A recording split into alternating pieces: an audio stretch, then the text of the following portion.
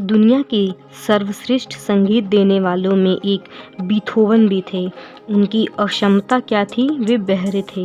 प्रकृति के ऊपर सर्वश्रेष्ठ कविताएं लिखने वाले में एक थे मिल्टन। उनकी अक्षमता क्या थी, वे अंधे थे। फ्रैंकलिन डी रूजवेल्ट अमेरिका के सर्वश्रेष्ठ राष्ट्रपति और दुनिया के महानतम नेताओं में से एक थे।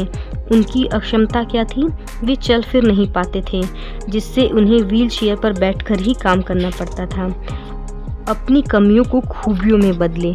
आज हम आपको इस तथ्य से जुड़ी एक कहानी सुनाते हैं। विल्मा रुडोल्फ नाम का टेनिसस एक गरीब परिवार में हुआ था। 4 साल की उम्र में उसे डबल निमोनिया और काला बुखार ने गंभीर रूप से बीमार कर दिया। इनकी वजह से उसे पोलियो हो गया। वह पैरों को सहारा देने के लिए ब्रेस पहना करती थी।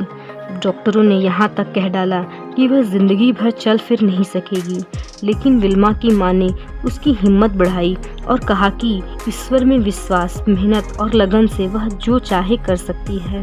यह सुनकर विल्मा ने कहा कि वह इस दुनिया की सबसे तेज धाविका बनना चाहती है।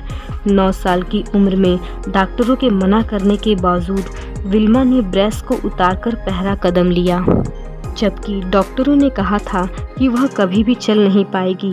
13 साल की होने पर उसने अपनी पहली दौड़ प्रतियोगिता में हिस्सा लिया और सबसे पीछे रही। उसके बाद वह दूसरी, तीसरी, चौथी जोर दौड़ प्रतियोगिताओं में हिस्सा लेती रही और हमेशा आखिरी स्थान पर आती रही। और तब वह कोशिश करती रही जब तक वह दिन नहीं आ गया जब वह फर्स्ट आई। 15 साल की उम्र में विल्मा टेनेसी स्टेट यूनिवर्सिटी गई, जहां वह एड टेम्पल नाम के एक कोच से मिली। विल्मा ने उन्हें अपनी यह ख्वाहिश बताई कि मैं दुनिया की सबसे तेज़ धाविका बनना चाहती हूँ। तब टेम्पल ने कहा, तुम्हारी इसी इच्छा शक्ति की वजह से कोई भी तुम्हें रोक नहीं सकता और साथ में मैं भी तुम्हारी मदद करूँगा। आखिर वह दिन आया जब विल्मा ओलंपिक में हिस्सा ले रही थी। ओलंपिक में दुनिया के सबसे तेज दौड़ने वालों से मुकाबला करना पड़ता है। विल्मा का मुकाबला जुत्ता हैन से था, जिसे कोई भी हरा नहीं पाया था। पहली दौड़ 100 मीटर की थी।